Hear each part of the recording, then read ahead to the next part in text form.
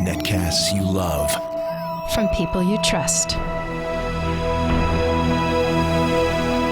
This is TWiT. Bandwidth is provided by Cachefly at CACHEFLY.com.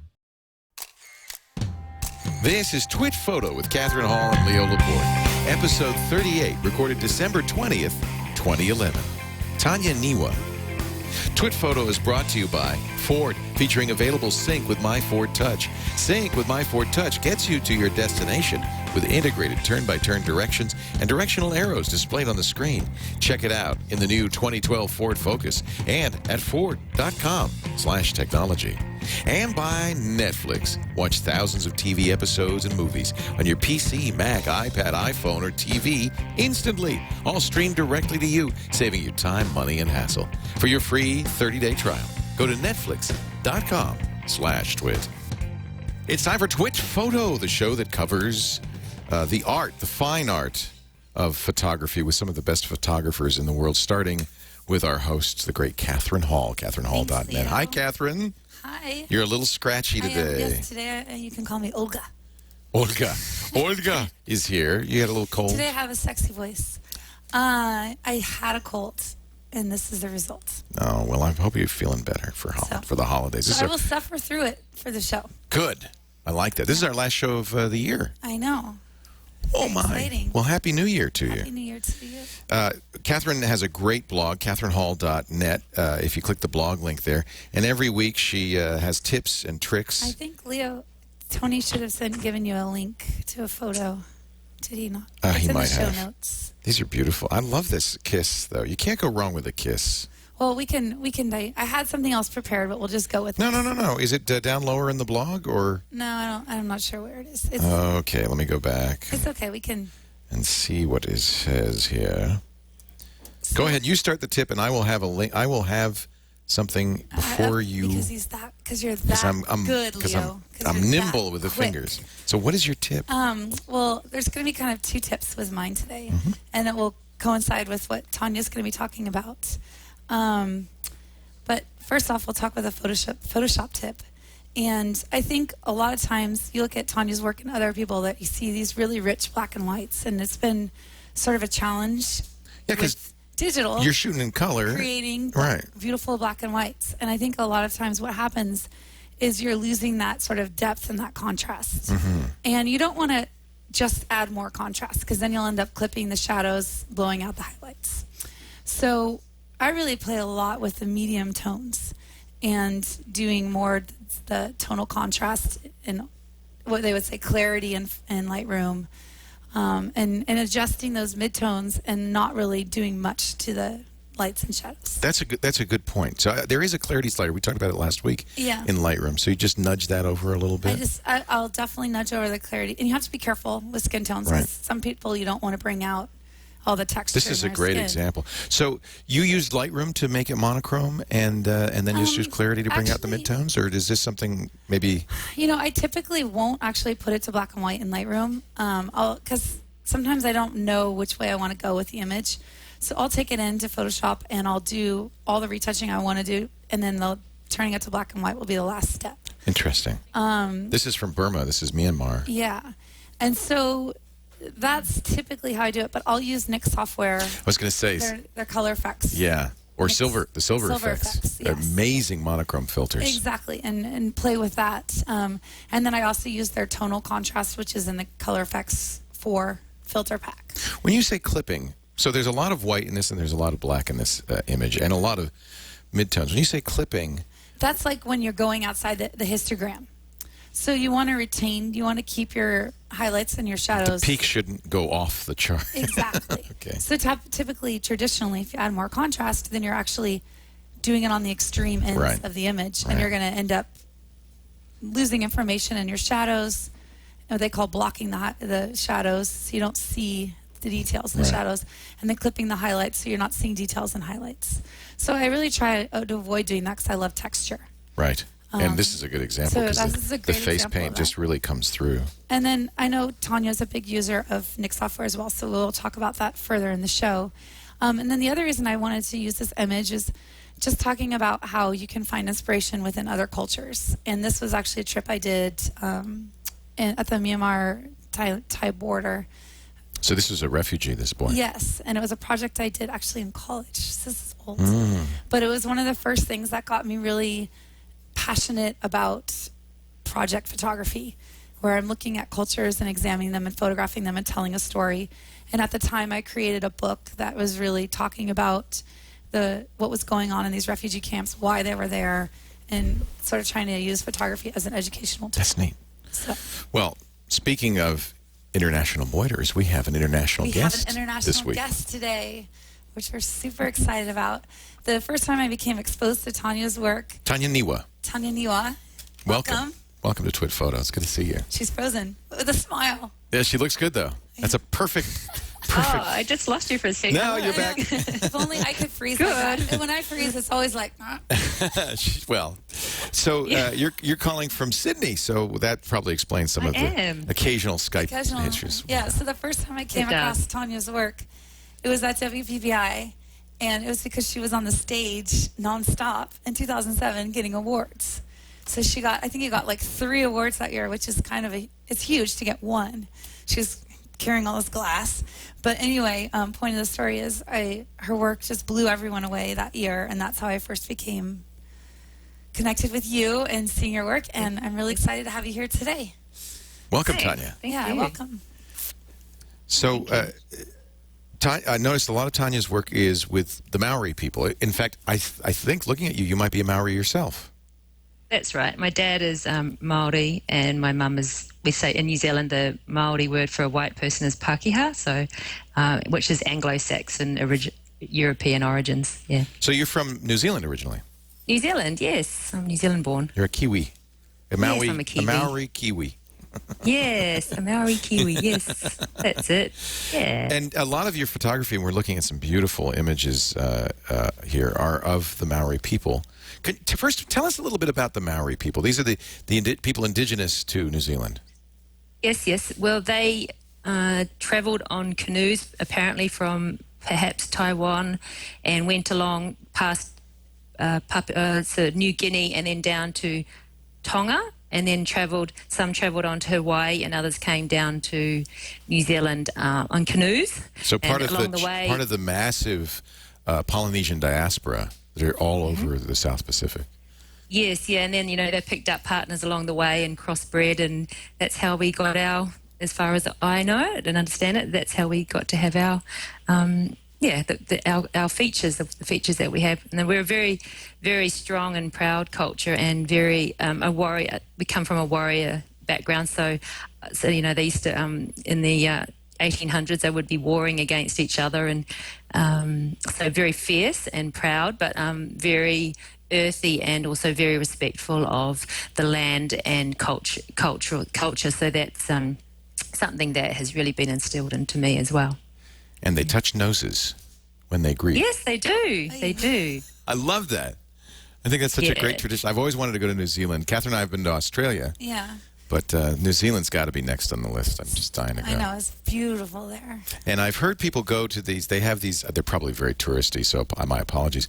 But Maori greeting celebrations, and they're a little terrifying because it is a warrior society, right? So it's scary, and there's drums and masks and stuff, and then they touch your nose with their nose, which must be the ultimate in getting completely disarmed. It's like, oh, yeah, that's true. They're nice. So I think that. Oh, sorry. Once the Australian Prime Minister at the time came along, and I think he thought that he was meant to rub noses from side to side, that's like that, but no, it was just touch. He sort of touched. So it's kind of one of those things that got replayed on the news quite a few times. Everyone was thinking that was hilarious. Don't nuzzle. This is good. Don't nuzzle. Yeah, just don't touch. nuzzle. Yes, you just touch. It's graciously. So how prominent is your culture like?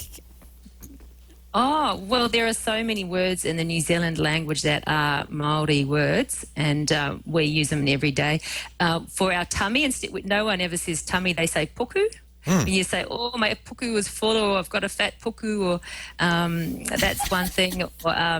Or if someone's a bit crazy, they go, oh, he's a bit porangi, which porangi poaka, which actually literally translates to crazy pig, but really but you just say, oh, he's a bit porangi, yeah, and so that, yeah, there's lots of words, and they are counted as part of the New Zealand English language. And then now, how has this affected? So obviously, you have this heritage that you're very proud of, and we're seeing your imagery, and it's obviously had a big influence Gorgeous on stuff, this. yeah. Yeah, well, when we were children, my family moved away. They're both teachers, and as part of being a teacher, you have to, when you've got out of college, you have to go to a country school because that's always harder to get teachers. So my parents moved to a country school, and my dad was a principal, and my mum was the other teacher when we were very young, and we didn't really know a lot about anything to do with our Maori culture. My dad was brought up to be a little bit, like, it was a little bit embarrassing, your heritage back then. It wasn't as well accepted. So but when I was 9, we moved back to an area 20 minutes away from where I was born. And that was a really blue-collar, strong, proud, sporting seaside town. It was a little town. It's only 4,000 people.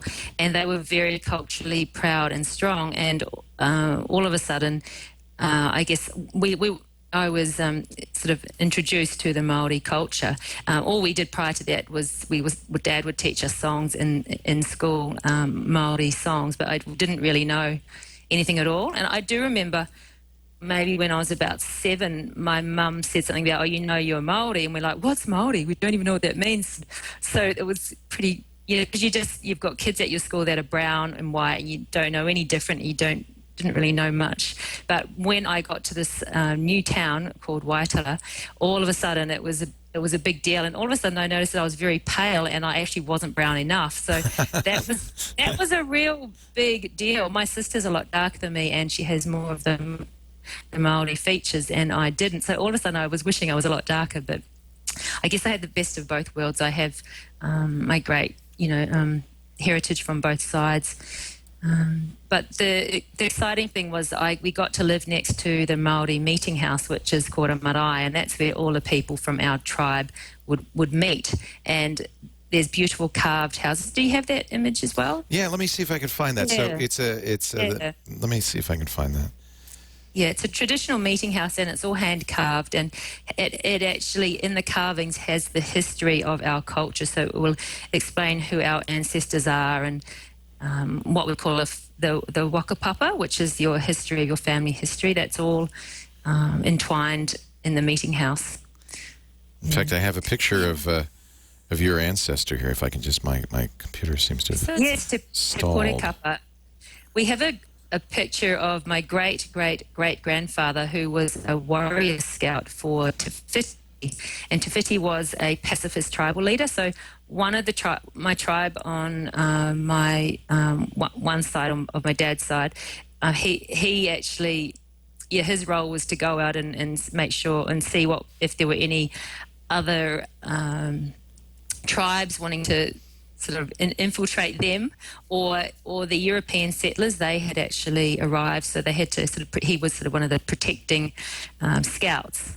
So my surname originated from him. So Niwa, our surname used to be Rangi Niwa, which was child of the Ngā Rangi Niwa, child of the mist. His grandchild, they used to call him child of the mist, because he'd be waiting for his grandfather to come home. So Wow, that's neat.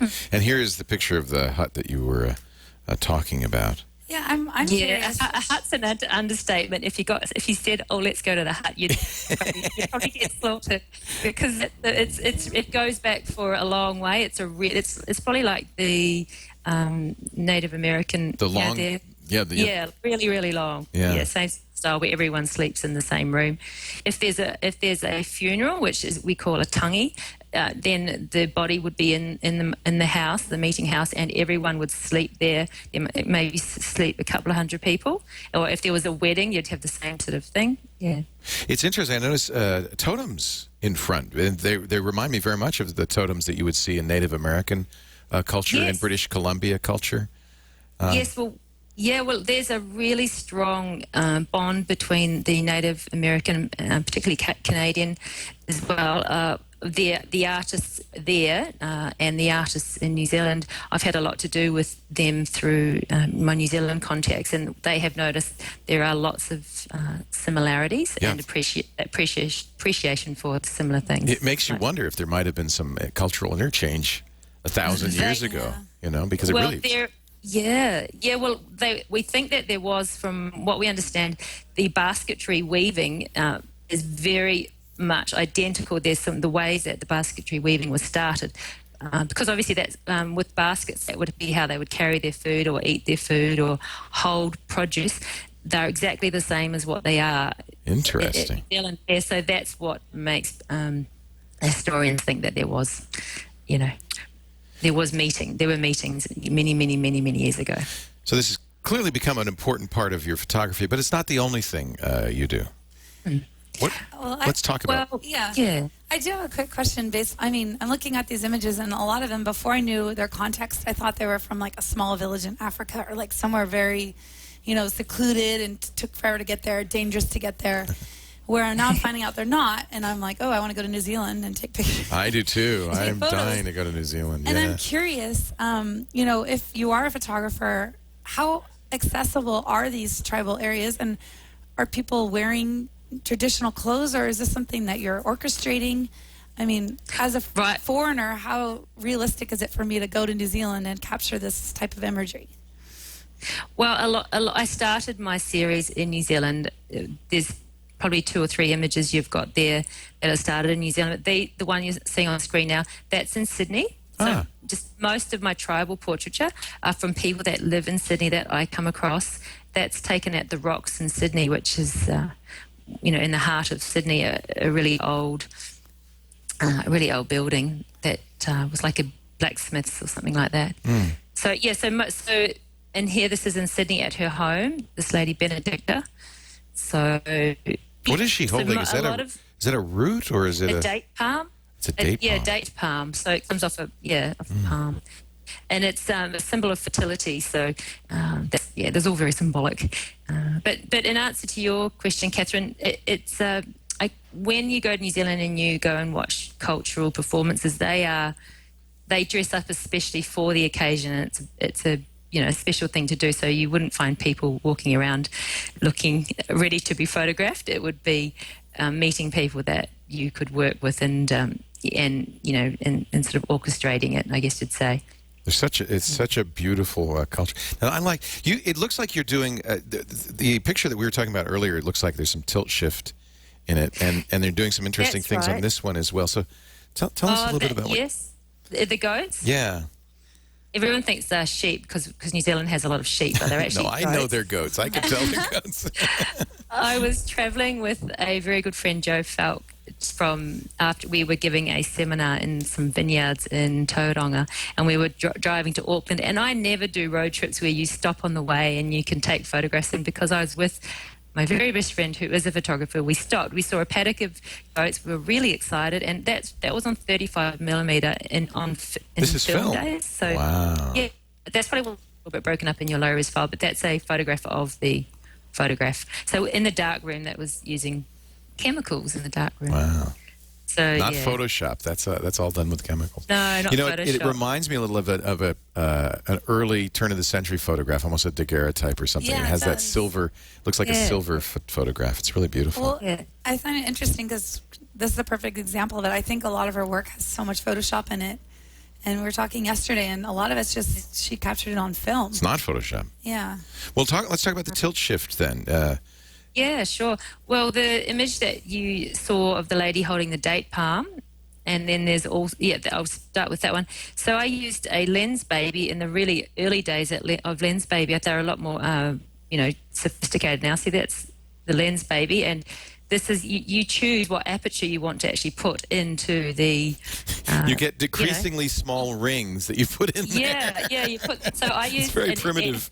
an F2 ring, so that and then you just squeeze it to work out where you want the area of sharpness to be. So it's all very basic, and that was really fun because that was shot on digital, but it's exciting to, as you know, to go back to really basics and just work on composition and keep things really simple, but it was exciting because I used to shoot a lot on 5x4, and that was just a way of getting back to 5x4, but just with a much easier and more fun way to do it. So you do the same thing with a view camera. You can move the bellows in and out and change the focus at different parts of the picture.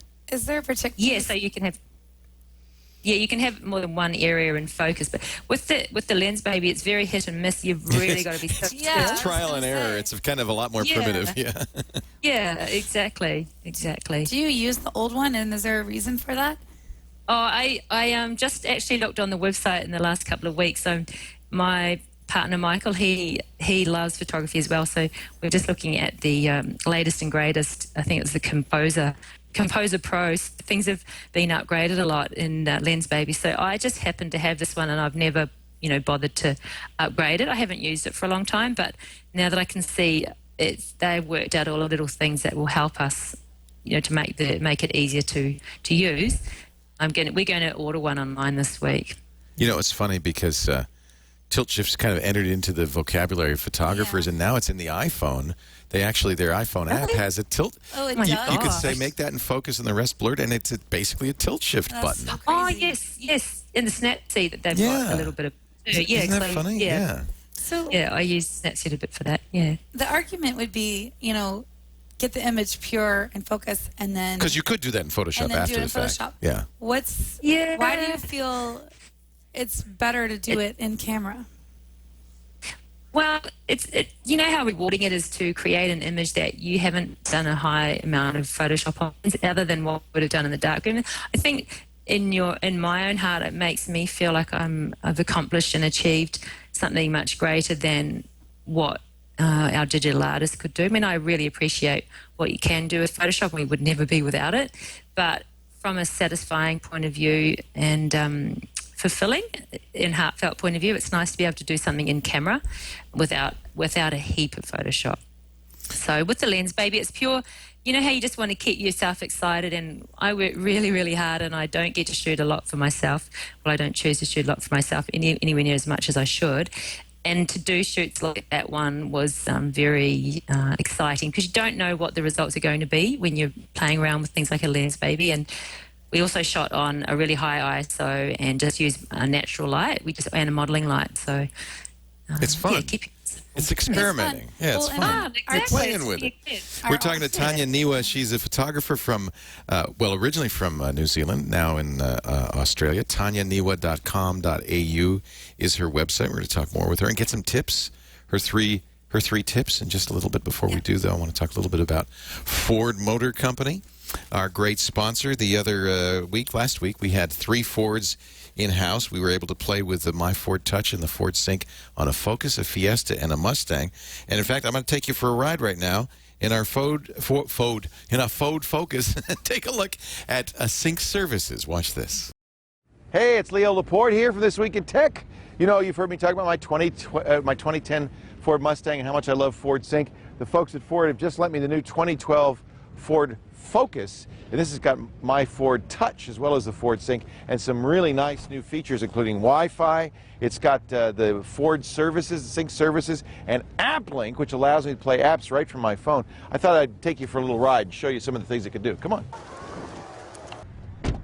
Let me just show you this screen. I'm going to keep it, I usually keep it on the home screen. You see all of this stuff here very easily, but the point is not to look at this screen or even touch the screen. The point is, you're driving down the road, you want to keep your hands on the wheel, your eyes on the road, but I want to, let's say, find somewhere I'm going to go. So I press this paddle here. That's the signal to get Sync to listen to me. Listen. Street address. In California, say a street address including the city. 140 Keller Street, Petaluma. Say a line number. 1. So again, I haven't touched the screen. I haven't done anything except talk to it. I'm going to press this button. Set as destination. Setting destination. And we're on our way. But let's say we're lost and we want to go somewhere. Destination POI. By name or by category. By name. POI name. Jack in the Box. So now it's going to find all the local Jack in the Boxes, but there's a number of them, so I can pick which one I want. Please choose. Line 1. Set as destination. Setting new destination.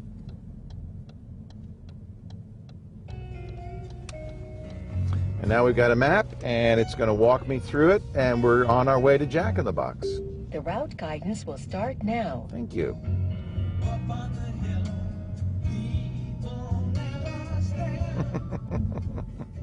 Ford.com/technology to learn more. We're talking to our great guest, Tania Niwa, a photographer from Australia, and having some fun as well. You want to go ahead? You take over. I always get involved, and I'm going to stand back and let you take over. Well, thank you, Leo. Because I want to have some more caramels. Would you like a caramel? Thanks. That'd be great. Yeah, here I'll pass it. These are made by nuns in Mississippi here. They're delicious. There we go. That's so mean. That is so mean. There we go. Actually, I wanted to say one quick thing based on what we were talking about before with using the Lens Baby. I do think. And do you use one?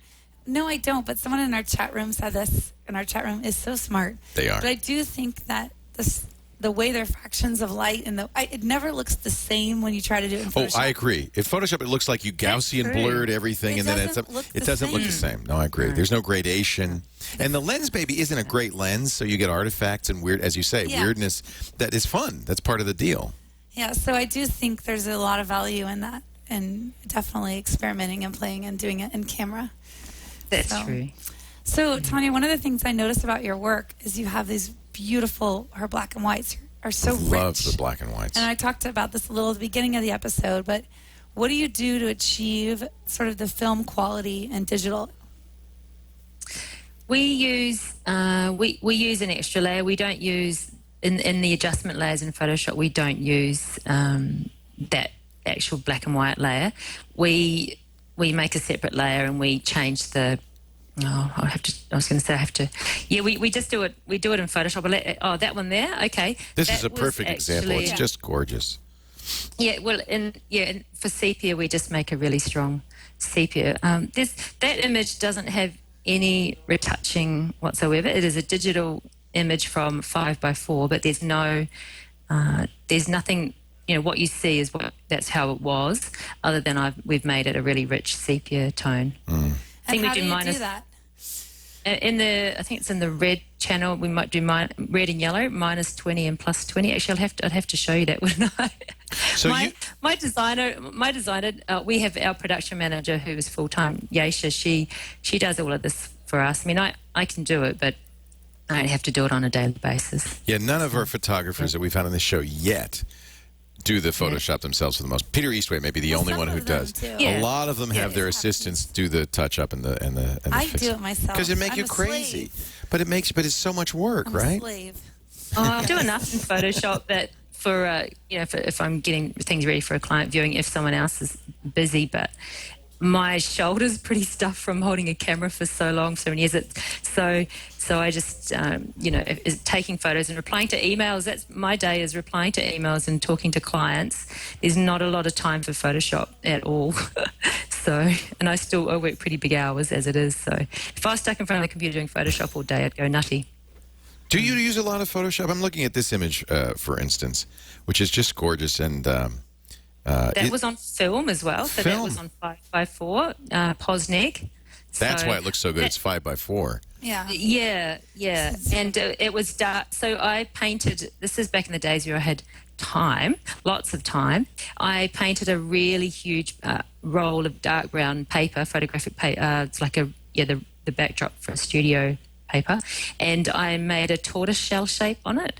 And because I was able to blur it using the 5x4 so that it wasn't completely in focus, you can't tell that it was sort of like hexagonal shapes from the tortoiseshell. Mm-hmm. So I just painted it to be like that. And then I was able to darken the edges in the darkroom so that you just drawing in on the guy. Yeah. So why attire? Well, it's not very deep and meaningful at all. It was that when when I was younger, my friend he rode motorbikes and he had a tyre downstairs, and we just thought that would be a great texture. It is, because it's black and the texture and the light and the it works perfectly. Yeah. Yeah. Do you play with props a lot when you're shooting? Yes, well, when we're going to photograph someone, whether it be one of the African girls or a Samoan man or little Jamila here, they had that hat at home. She's of French African and her dad's German, Australian descent. We find things that belong to them so that they are unique to them and to their culture, because props make all the difference, and that's what sets them apart and makes them unique. So definitely the background and the props. So when I'm organising a shoot, I don't have a set idea in mind generally of what I'm going to do. I just make sure that we have a really great setting and we can have lovely lighting that we can create or use natural lighting, and all the right props. So, is this in your studio? No, that was at their home. Oh, that was their home. Wow. The production manager I had at the time, that was a few years ago, Stephanie.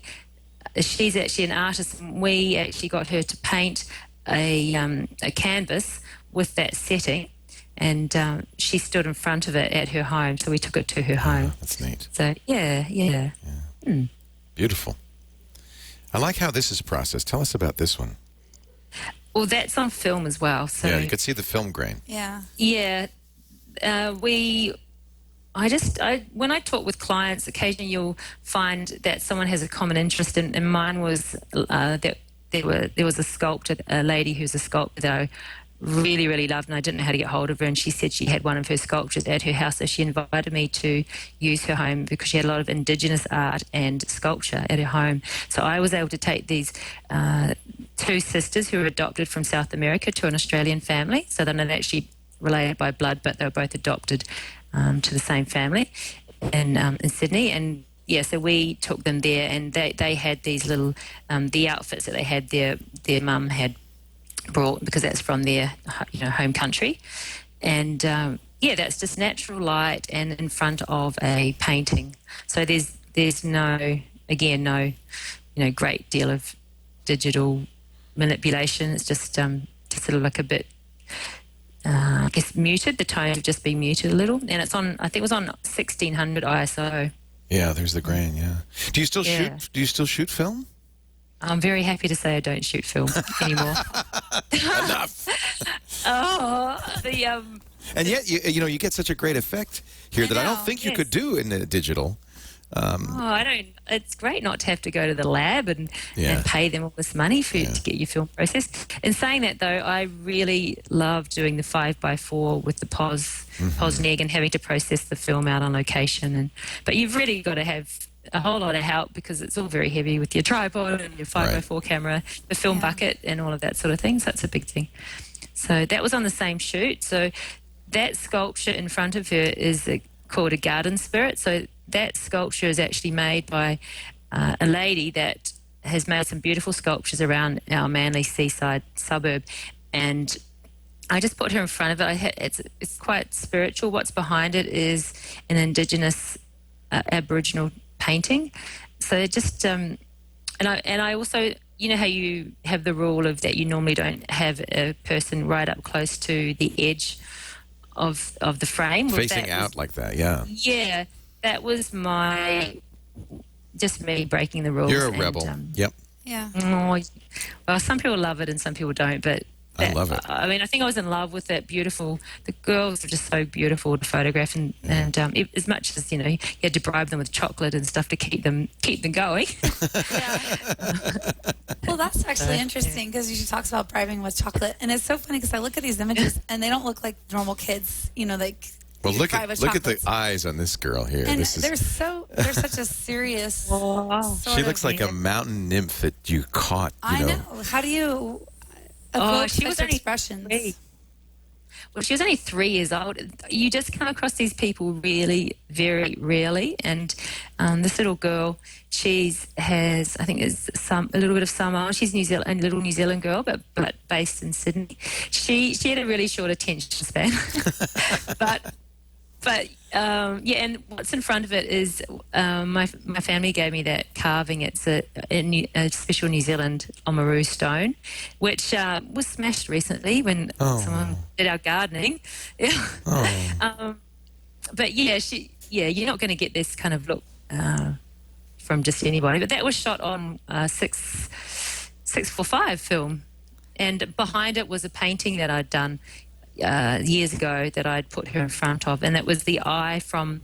It's a picture of the eye from the meeting house of one of the carvings, so that was inspired by that. And I was just practicing with repetition with the spiral, which is obviously a Maori symbol, and then the eye, which was a Maori face, and then her big, beautiful round eye. So it's just sort of practicing repetition.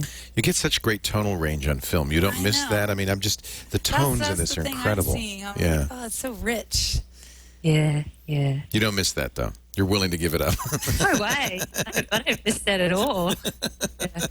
You don't get a sore back if you just take your photos to the lab and you write out the order, and you're not sitting at the computer for hours on end. I love the film stuff, though. And it just reminds you that digital, we did collapse the dynamic range a little bit. We don't have that tonal range that you do, especially with a large format camera like that. And the grain just isn't the same. No. It's like it's noise versus grain.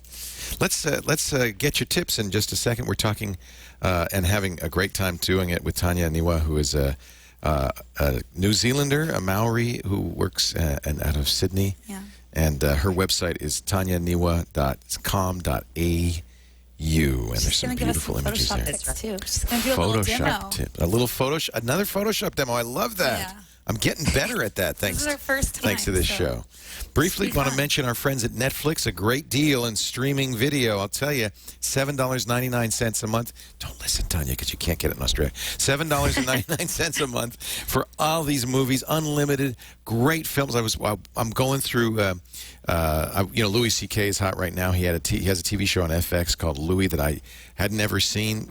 Both seasons on Netflix. I'm loving it, and I love the idea of devouring TV shows like a box of candies, one after another. No commercials, no breaks, just and I'm telling you, it is the best way. Is that what you do after you leave here, Leo? Yeah, I devour TV shows like candy. You know what's fun is I'm watching it on the big screen because I have a Roku box. You can do it with the PlayStation 3, Nintendo, Wii, Xbox 360, most Blu-ray players, many TVs now, but I use a Roku box. And then, so I watched that. And then, I went to bed, and then I thought, I want to watch one more, and I pulled out the iPad, and I watched it on the iPad because there's Netflix. You can watch it anywhere. But, okay, so you got me onto Breaking Bad. Isn't that great? I'm in season 2. Oh, you guys have that down there? Isn't that a great show?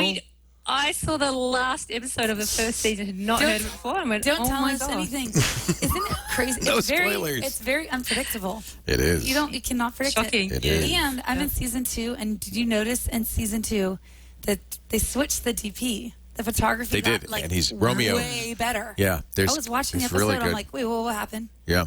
Anyway, but that's really interesting that you noticed that. Oh, I noticed it right away. Yeah. Shockingly different. Yeah. And then it's very good. We went down and watched Dexter shooting a few months ago. Another great show. Actually, Dexter's my absolute favorite. Yeah, another great show, also on Netflix. And what does it say about you, Catherine, if you love Dexter? She's sick. But they told me they have a great DP. This guy is amazing, and he does The Sopranos, a bunch of other wonderful shows. But they still use the same old cameras that they had shot the pilot on because they didn't want the look to change. Oh. And here they are, I think 6 or 7 years later. There are much better cameras, much lighter, much smaller. And for that reason, and I think they're sensitive to this, they didn't change the cameras so that they could still get that Dexter look. And there's a unique look. It's hot and burned in a little bit. Yeah, it is. I noticed that the first time I saw it. Yeah, and that's the camera, and they didn't want to change that. So they do pay. It's actually neat. When you get a great DP, these guys are photographers, and they're really thinking about composition and lighting and look and feel. I was watching the Dexter DP, Romeo, and work, and he's playing games on his iPad, and every once in a while looks up and goes, no. And they'll go and he fix it. Well, you know what the intro of Dexter. So you're amazing. In for something good. Isn't that amazing? Yeah. Same people did that as did the 6 Feet Under. Oh, that was Open. Just they are artists. That show. Yeah. That show made me depressed. Well, it's pretty morbid. They all kind of do. What's up with us liking these dark Anyway, shows? we're talking TV, great movies, great TV, $7.99 a month. I got a deal for you, free for the first month when you use TWiT. So go to netflix.com/TWiT and start watching tonight. You're going to love it. And if you're already a Netflix subscriber, and I know most of you are, this would be the holiday season, great time when you go home to family and friends. Tell them about it. It's a great gift. In fact, my mom just sent me an email saying, "Are you going to give me Netflix again for my birthday?" Because her birthday is January 2nd. I said, yeah, we have this tradition. I give her a present on Christmas and Netflix for her And now birthday. she doesn't even want the DVDs anymore. No, she doesn't anymore. I gave her the DVDs when it first started. Now she's just streaming. She said, no, that's fine. She's with it. Save your money. She's with it, Leo. Netflix.com/TWiT. All right, I'm going to pull up our tips, Tanya's tips. I like that. Tanya's tips. Tanya's tips with Tanya. And these are Photoshop tips. Yeah, some of ours. Yeah. We're going to start off with talking about adjustment layers. Yes, well, in pretty much everything we do with every image that we are preparing, we will use adjustment layers. And when we are getting it in order ready for a client to view and purchase their photographs, we'll choose certain images that we may want to do some adjustments on. And say if we had a family photograph and we might be switching one person's head, then we may as well then go and do a couple of other things, and we would do an adjustment layer, a number of adjustment layers. And that's simply in a photograph, even though you have the correct exposure, there might be areas in the photograph that are too dark or too light that you could adjust to make the photograph much better. It's very subtle in this before and after they're using here, but I can really see it, for instance, in the reflections of the water on the sand. Yes, the example is that you've got on the PDF. It doesn't show it quite as much. I've got the images on my screen, so I can actually show you how the before and after. So it's also about when your images, if they're looking a little bit flat, if you say you had your JPEG that came out of the camera, if you weren't using RAW, or even if you are using RAW and you processed it to be intentionally a little flat so that you can brighten it later, then you can put in sort of like a contrast layer on, and that contrast layer just brightens your photograph quite substantially. I just had to put my power on because it said battery running low. So that was you don't lucky. want that to just happen. saved by the bell. Okay. So can you show us, Tanya? All right. So I just have to go to. All right. I'll Do the just click screen right sharing. button. Yeah. Screen sharing. Okay. Oops. Add people to conversation. Oh no, we don't want to add people to conversation. We want to go. You Share don't screen. do it every day. It's difficult. I'll tell you, with these adjustment layers, I have been shown this a million times and I never get it, so I'm going to watch very closely here. Yeah. Oh, okay. All right. How are we? Wow. We're going What's in, going- Leo. Are you doing going something? on? There's something. Oh, I know. I don't know what that means. Hold on, if I just get. Oh, I do know. I don't okay, know is what- that better? Is that better? Yeah, take away the video. There you go. That's it. We were That was looking the- at the that was the return. first. We were looking at the return video. I I get was it. going into a deep, dark hole. Hide that. Yeah, that's a good place for it. Oh, scary. Yeah. Okay. So this is the image that on the left that has had, nothing done to it. What I'm going to do is go down to and make an adjustment layer. Do you want me to show you how to record it first? So record what you're doing so you don't have to do it again, or just show you how to create the adjustment layer? You go ahead and do it, but we will mention that you like to make an action out of each of these things because it's something you're going to do again. So you just can press record before you do all the work. Yeah, we'll just press record before we do it. Okay, so we use levels, so the levels adjustment layer. And then what we want to do is we want to use a mask we use screen. So that's the other thing. There's all these, see all these adjustments there. There's multiply, there's screen, there's darken. So I never know what. Yeah, So we use multiply as well. Okay. And I think before you do too much, it's good to say what you're doing with it, even if you don't have to remember the word screen. And then you fill the mask. So Command I, it just fills it with black, or you just go edit fill with black. So that then means instead of the lightness going over all of the image, I can just brush on the area. Clever. I'll use my brush. So I press B for brush, or I go up here for brush. But it's just okay. And then I just make so I've got my opacity on. At the top you can make your brush opacity really strong or really faint. Mm-hmm. I'll do it really strong, so that it's quite strong, so you can see it. Can you see it quite easily? Yeah. Yeah, okay. So just say I'm just going to do this really basically for you. Just say this background was all too dark. So then I can then go afterwards, if I want to, go to my opacity of that layer, and I could just can not tweak make it there a little bit. So you turn it all the way up so you can see what you're doing, but then you adjust it so that it's less obvious. Well, but what we do is we try not to adjust the adjustment layer for the opacity there, because we might want to do 5 or different areas of one photograph that we lighten, and we don't want to have to move the opacity of that. So you're better to change your brush opacity as you need it. Got it. Yeah. So yeah, and then I'll give you another example. One that's probably the most exciting one. I'll do another adjustment layer. Okay, so we'll do another levels layer. And then we go up and we choose soft light. So soft light is like a contrast but brighten layer. It just makes your photographs look so much more beautiful. Did you just see how the photograph went brighter? But you may find that it makes the skin too contrasty, or you lose a little bit of detail. So again, we just press Command I if you're using a Mac, or edit fill with black, and then I will just brush on the darken down her face a little bit. Yeah. So it's not meant to be to adjust density a lot, but it does make things a bit darker. But you can just brighten. You just brighten the image. I could probably I could have made the opacity a lot more. And the good thing is, if you've gone crazy, say if I went too crazy, I'm just being, that you can then press the letter X, and then that can undo whatever you've just done. So and then you go, okay, I want to do it again. You press X back again, and then you work on the image again. So I'll show you a finished image. All right, so I'm going to turn all the layers off. So we're looking at the image on the right now. Now, that darkens. See how, could you see? Oh, maybe I should zoom in. If we look so see how her face was a little bit, the girl's face was a little bit bright. The girl on the left, she's a lot paler than her sister. So we could just darken areas. We literally brushed the areas on that we wanted.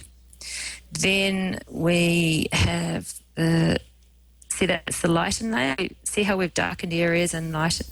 So yeah, so that's that one, and then contrast. And then at the end we have another darken layer. For darkening, we actually use what we call multiply. So I'll go back to the original image and make another adjustment layer. So we do another one, we choose levels, and then we go to multiply. That's what you were talking about, weren't you? Yeah, but I didn't know it darkened it. I wish they named these more intuitively. I know, they don't name them very... Well, you'll remember, I'm sure.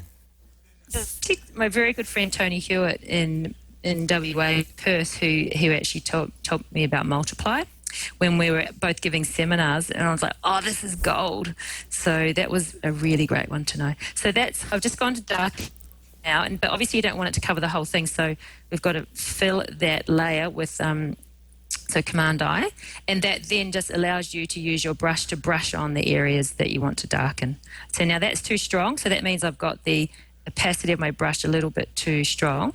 So I'll go up to my opacity of my brush and reduce it, and I may want to brush off what I just did, so I just press X. That takes my, see over here, it changes your change here. So if you just sort of press X like that, it flips the black and white. Yeah, it flips it. Okay, so I can just now so that's so you just do what, now that's a bit dark there, so maybe I'll just press X again, and now I will work as if instead of darkening it, it'll undo the darkening and lighten it a bit. So this tool has literally saved hours and hours and hours for our production staff when they're preparing clients' orders.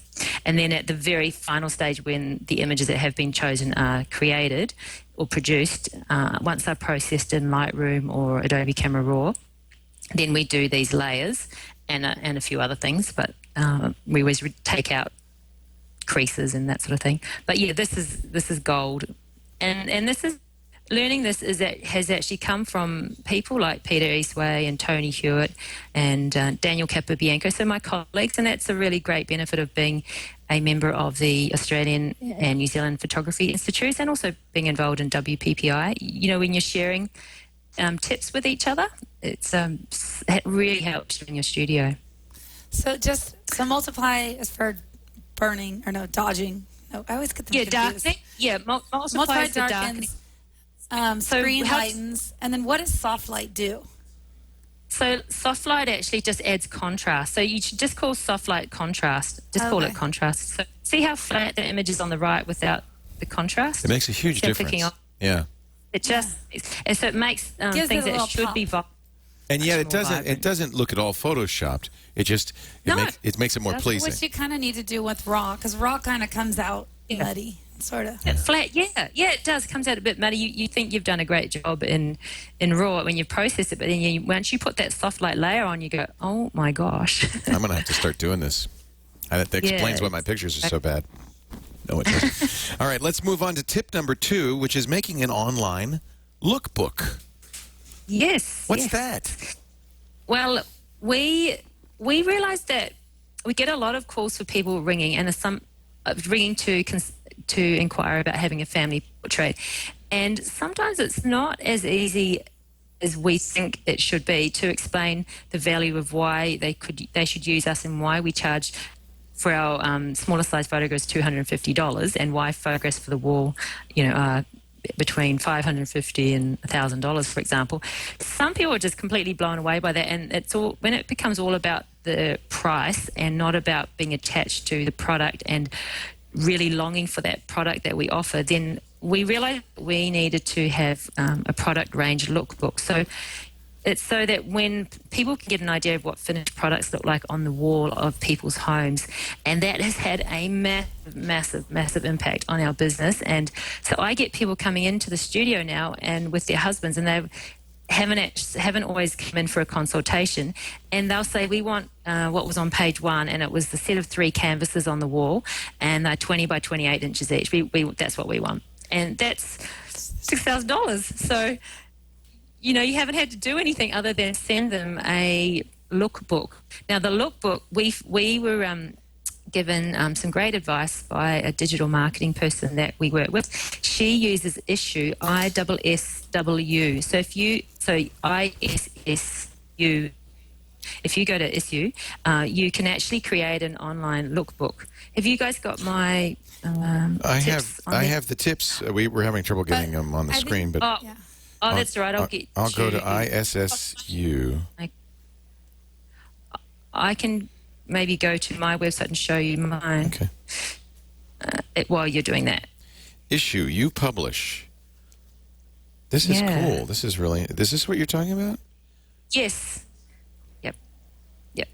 So, okay, so I'll show you on my portrait section. We've got our products. And... okay, so this is an example of what a page will look like. And this isn't printed. This is online, or is it printed? So this is it's an online digital. You know how everyone loves flipping pages with your iPad or your iPhone? Yeah. This is basically what they're doing. You can flip pages with. This is just an example of what the pages look like. So this is the one that I said that. But you'll give it to them for their iPad. No, I'll show you. This is the magazine style here, right? I've just clicked on the link. I see. So just give them a website. Issue can host, they can actually host your digital lookbook. So we've just added a link. Oh, look, they've got an advert for Lens Baby. Okay, I click on this. Completely coincidental. They happened twice last week. So people that use this must be a lot of photographers. All right, so see, I can just click and look through the book.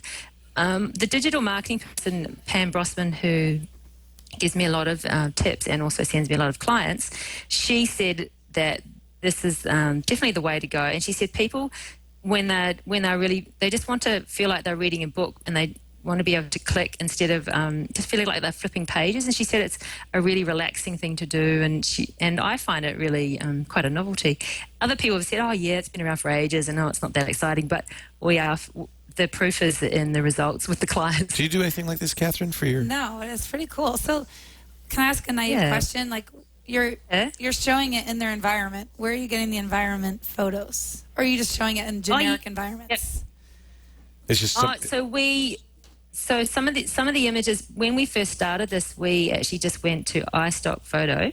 and I think it's pasted it So you pasted just in a got living random room. environments. But I think it does make a difference to see the size of the image and makes see a what it would total look like in a difference. space. Yeah. This is actually at a client's home. So as we now that we want to do this lookbook, now every time we have our images being hung, we can now then go to the client's place afterwards and actually have the real, the real deal. So see, unlike you photographers who have great visual imaginations, we clients need to be shown in a concrete way what it's going to look like. It's the same thing. I mean, why is there such a huge investment in all displays everywhere? Right. Yeah. Are you still on the see now? Yeah, Are you on the? Yeah. Okay. So, Catherine, sorry, I just realised I interrupted you. But what we need to prove to people is what a $250 product looks like, and by showing this, these are gift size images, anything up to approximately A4 size, that fit into an 11 by 14 inch frame. We just wanted to show that they look a little bit better than what you can imagine of just a piece of paper for $250. So that has been a good way to show people as well. So yeah. So education. Very nice. Tip number 3, ProSelect. I don't know what ProSelect is. ProSelect, yes, ProSelect. Okay, I'm glad you don't, because that's good. I can show you. This is a presentation tool that you use. Yeah. Okay, so ProSelect is what we use for all of our clients to view their images, and it's been around for, I think, way more than 10 years. Peter Howlett in WA in Perth, he created this. Was a photographer, and he obviously saw there was a need. You know Peter? Oh yeah, he's a great, he's a good guy. Excellent. So what you do is you grab the folder of images and you drop them into here. You can just go File, Add your new album. So you create a new album, and then you actually go. You can just album, add folder of images, as simple as that. And then within, say, a minute, they all just drop into the side column. And then you click on the images tab. So if you see any of the images, you just click on images here, and then you can see everything you need here. Now, what we find really helpful is choosing the images that we want to show the client. So I'll go to the images that we've edited out. So these are the images that we've edited out. Quite a few. Yeah, there's a stack. Actually, they're all out of order. But so you can just bring them up. You can just bring more than one image up at a time. Say if they were 3 images of all the same thing, you can just choose the ones that you want, and then the ones you don't want, you just click. You can actually send them to, can you just see on the right-hand side, there's a unhappy face, a sort of a average face and a smiley face. You can send the images to whichever folder you want them to go to. So this you would do with the client looking over your shoulder. Yeah. You'd pick the ones you thought they should see, and then they'd give you their feedback, and you'd click those little icons. Before the client actually comes in. Oh, even before? So before the client comes in, we process the images in Lightroom, and then we put them in just JPEGs and put them into this program. And then we may have 300 to 500 images, and we don't want to show them any more than 30 to 50 images. Usually try to stick to around 30 now. I try to be really, really, really particular, because they just get a bit overwhelmed. So it's really nice that when you've got, say, 10 images of the same thing, if you actually were just clicking on them, and you can actually zoom in and you could see which were the best shots. See, she's got I can see now that maybe her tongue's showing through a little bit there, but I wouldn't have if, and she's got a tattoo to retouch. And the other good thing is you can just really simply, that's an image that was uncropped. I can just go to the scissor symbol and see I've already cropped it here. Sorry, it was, So it's and then you press the eye symbol, and the eye means just to see what it looks like once it's been cropped. And that is a real help, because you may have taken a shot where you can find a better way of cropping it. So, for example, if you want to, what's really popular with our clients is a ratio of 1 to 2. So that's also in this program here. You could do, you can crop it a little bit more creatively if you want to. Not necessarily saying that's right for the photo, but so this is almost like instead of proof sheets, you've got this great tool for showing the clients. Yes. Yeah. Yes, exactly. And then once Catherine's been once taking they- notes.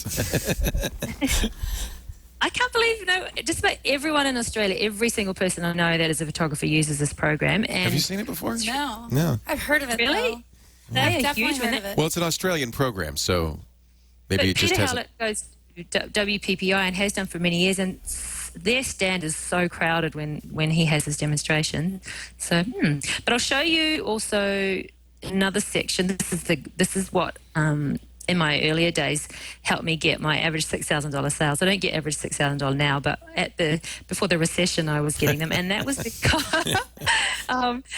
because I had these templates made up. I'll grab you an example. Here's a template here. For each child, I would make a set of these. This was years ago. I don't necessarily do that now. So you could put an image there, put an image here, and then an image here, and then you go, oh, that looks silly, that photo there, so maybe we'll change that one. And then I can also click on the scissors again and zoom in. I can zoom in. We'll see, look, her dress looks a bit funny there, so I better move the image down or crop it or do it later. And yeah, you can just design things to show people, and then they get a sense of what it looks like. Now, the other thing you can do is you can make it have a double matte if you want to. There's all those sort of things you can do. And I can actually project that onto my screen. You can set in your preferences, a line will be projected to your screen on the wall if you're using a projector, and you can actually put in the preferences. I'll show you the preferences. So you'll often use this not on a screen, but on the wall. You'll actually project it. Yeah, I'll project it on the wall. See how there it says a display calibration? So it's just in preferences. You just put display this page onto the wall, and then you measure what that length is, and you key it in. And then when you go to show a client the photos, and they say, I will photo this whatever particular size, I can click on the button here, and I can show them in whatever size I need to. So you can say, if I make a 19 by 14 print, this is what its size is actually going to be on the wall. Yes. Start off by showing them something really big. Right. Yes. Well, I tend to start with, say, a family portrait. I would do it, say, normally about 24 by 17 for a frame, or canvas 20 by 28. That was just one of their family photos. That's a great picture. Then no retouching. It's just is how it is. So that they tend to find that it's a lot smaller than what they imagine, because they just have no sense, size. Right. Yeah. So that's a really good tool, and it's also, you don't have to be pushy with the size. You actually just show them, and then they are free to choose, and they make their own decisions. So it's not like you're pushing anything on anyone. And with the templates, I used to make a lot of templates, but we found that I have a business coach, Steve Saporito, and he said, because he uses this program and recommends it to everyone as well, he said that if you have too many templates, it might look like you're just trying to do a selling number on a client. So just have a couple and just give them the idea that these are the options, that we have this great way of showing them what things could look like. One really good thing about having the templates is if people say, can we have these 3 photos together? Well, I can say, well, actually this image is standing out too much. It really should have 3 full-length images, or or they just might be happy with that. Or they might say, can we have it in this order? And you go, but it doesn't work in that order. So you can actually show them what works, and they can work it out for themselves as well. Program is called ProSelect from timeexposure.com. They have a 30-day free trial, so you can try it on the site, timeexposure.com. What's really great about Peter Howlett is that he has developed so many changes to this program, and you just literally email him, tell him, can you add this to the program? He does it, and he brings it out in the next version. So he has upgrades just about every week with little things that people have. So I said to him, can we put a rotation tool? So that was how we got the rotation tool, and I think that was because I asked him if we could do the rotation. That's fantastic. So that's responsive. So see how I can rotate it if I want to, because often when I'm shooting family portraits at the beach, I don't always get the the horizon completely straight. I have to admit, and it's so much easier if you just. And then I think you had the rotation in there. I can't actually claim that. I think I said I just want subtle rotations, not see that's a big rotation. Yeah. I don't. So you kind of have subtle now. So he just said he just added it to Alt, and it's gentle. Little bit. Yeah. Gentle rotations. Tania Yes. Niwa, so great to talk to you. TaniaNiwa.com.au. And there's lots of images on the site so you can see her work. Just beautiful, beautiful stuff. Yeah, and she launched her new website today. Today? Or yesterday. Just for us. Yesterday. Yeah. So- Well, it was good to have a deadline. It was a year and a half ago that we were planning to have a new website. So It's about time. Yeah, I know that feeling. We're planning a new website, too. And then it's dated by the time it gets Right, exactly. That's the nature of Tania, these. such a pleasure talking to you, and beautiful work. Thank you for joining us. We Thank really you appreciate so much it. for joining us. And she also has an active blog. She's on Facebook. So those are other ways to find. We'll have the links in the show notes. But thank you so much for joining us, and have a great rest of your day, and happy holidays and all of it. very much. Thank you. It's been a pleasure to be on your show. Thank you. Thank you, Tania. And thank you, Catherine Hall. It was always a great pleasure. CatherineHall.net for Catherine's blog and more information about her work, and lots of great images on there, too. I'm just going to go home and watch Breaking Bad like candy. Yeah, eat it like candy. Take a break because we're going to be gone next week, right? Yes, we are. We will be back. This is our last show of 2011. We'll be back in the new And year. we're coming back with something, I don't know what yet, but it's going to be a bang. It's going to be something very dude-oriented. So Dude-oriented. it's going to be like either car racing or Something bullets extreme. or storms. But Did you say something very bullets? exciting. Okay. We're working on I look it. forward to it. That's January 3rd. We do the show 1:30 Pacific, 4:30 Yeah. Eastern Time at TWiT.tv. If you miss any show, all of them are available. You can get audio, but I don't know why you would. There's great high-quality video available at TWiT.tv of every one of our shows. And please go and get the previous shows that you haven't seen, because each of them is a gem in its own right. know. Happy holidays, Happy Catherine. holidays to you Thanks too. for being here. Thanks, everyone. Happy holidays. Thanks for watching. We'll see you next time Yeah. on TWiT Photo.